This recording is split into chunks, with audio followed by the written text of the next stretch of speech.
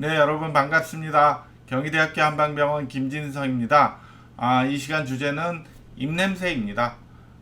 입냄새로 인해서 오랫동안 고생하는 분들 가운데 본인의 입냄새로 인해서 사회생활에 많은 어려움을 겪게 되는데요. 이를 극복하기 위한 비법인데요.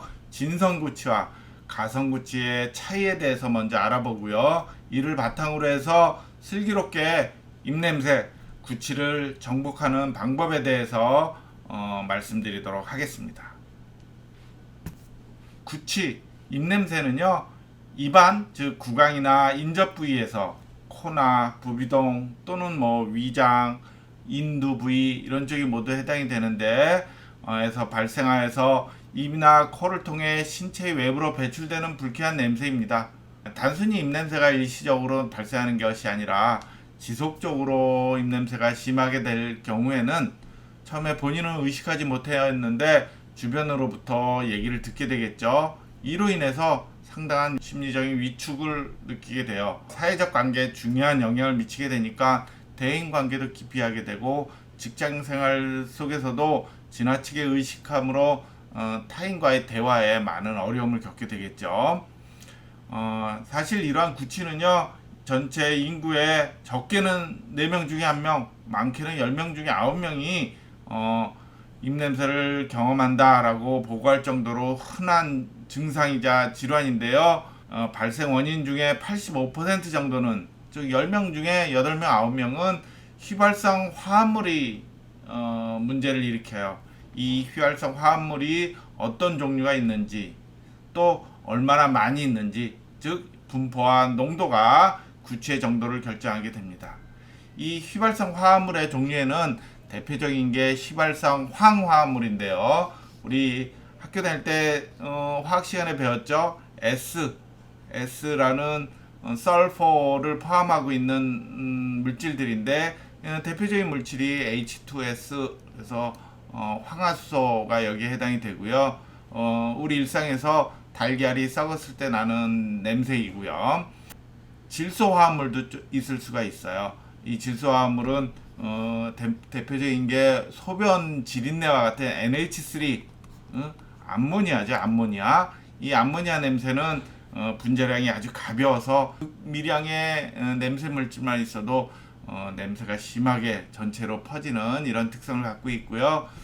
그 외에 단세지방산이라고 그래서 땀 냄새나 겨드랑이 냄새, 머리에 이제 오랫동안 머리를 감지 않아서 나는 냄새 같이 지방산 의 냄새 등이 포함될 수 있습니다. 이 가운데서도 이 휘발성의 황화합물, 황화수소나 메틸멀캅탄, 디메틸설파이드와 같은 휘발성 황화물이 전체 85% 정도를 차지하고 있다. 이렇게 알려져 있습니다. 다음은 진성구치, 가성구치에 대한 개념에 대해서 말씀드리도록 하겠습니다. 이를 위해서 이제 분류표를 잠시 인용해서 제가 설명을 드릴게요. 구치, 즉 입냄새는요, 진성구치와 가성구치로 나눌 수가 있어요. 진성이라는 건 진짜 있다, genuine, 그래서 냄새가 실제로 나는 사람이고요. 가성구치는 냄새가 없는데 있는 것처럼 느끼는 경우입니다. 냄새가 전혀 없는데 있다라기보다는 냄새가 조금 있는데 정상적인 남들 나는 만큼 냄새가 있을 뿐인데 지나치게 내 냄새를 의식하는 부분이 포함될 수 있겠죠.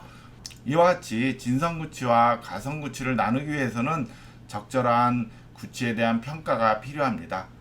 사실 구치 환자를 정의하는 기준이 모호한 부분이 있어요. 어떤 사람은 실제로 냄새가 심한데도 별 신경을 안 쓰는 사람도 있고, 어떤 사람은 냄새가 조금밖에 없는데도 지나치게 염려하는 사람도 있기 때문에 다분히 주관적인 요소가 관여되어 있을 수밖에 없거든요. 이러한 구치를 평가하기 위해서 먼저 정량적인 평가를 위해서 구치 측정기가 개발되어 있어요. 이 휘발성 황화합물을 측정하는 장비 중에 하나가 오랄 크로마입니다. 보시는 사진처럼 일정한 조건 하에서 입안 내에서 생성된 가스를 주사기로 채취를 해서요. 요 측정 장치에 주입을 해서 휘발성 황화물을 주로 측정하는 장비인데요. 이 장비는 재현성이 높은 것으로 알려져 있어서 임상 현장에서 많이 활용되고 있는데, 그 외에 자세한 병력 조사와 임상적인 평가가 필요한데 가성구치를 치료하는데 핵심적인 요소이다라고 볼 수가 있습니다.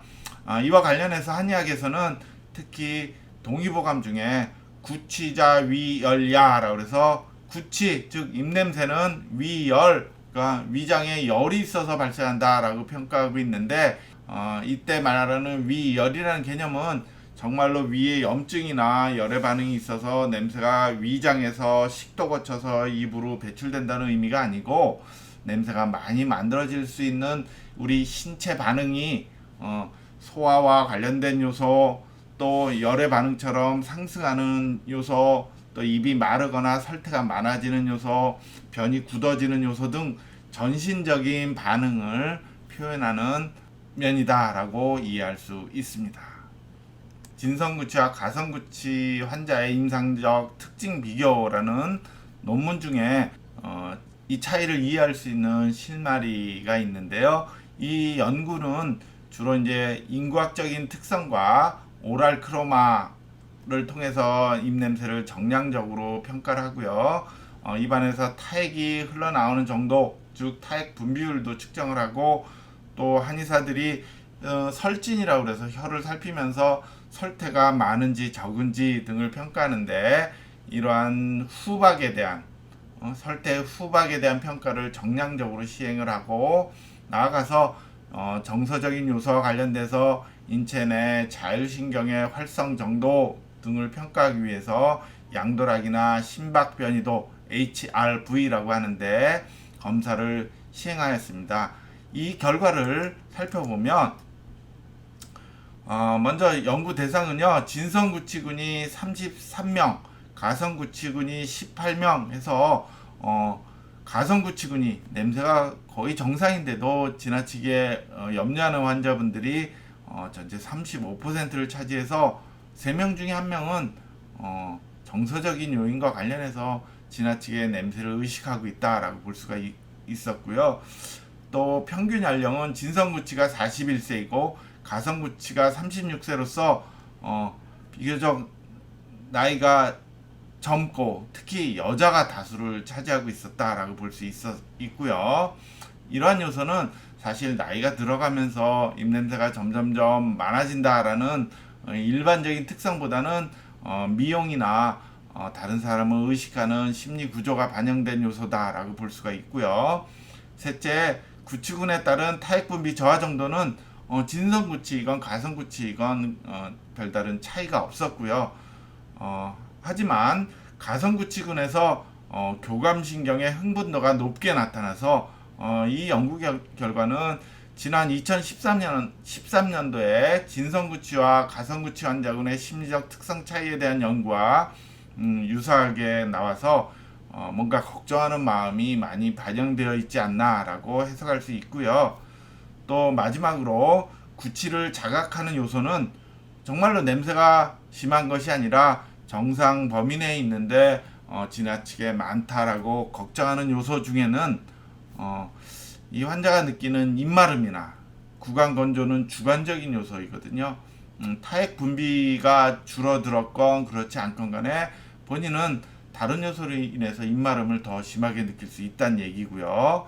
또 입안이 끈적거리거나 또 목의 이물감과 같은 이상 감각이 이 환자의 증상을 더욱 악화시키는 요인이다 라고 볼 수가 있어서, 이 결과도 지난 2010년도에 구치 환자의 구강 건조감과 스트레스 기울의 상관성 분석에서 얻어진 결과와 유사하게 나타났습니다.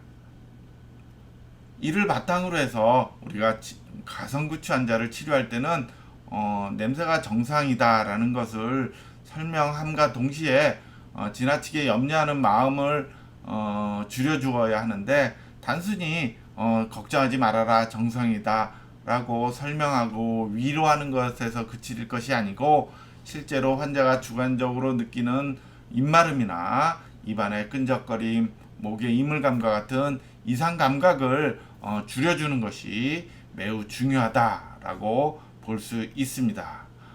이상으로 진성구치와 가성구치의 차이에 대해서 알아보았습니다. 감사합니다.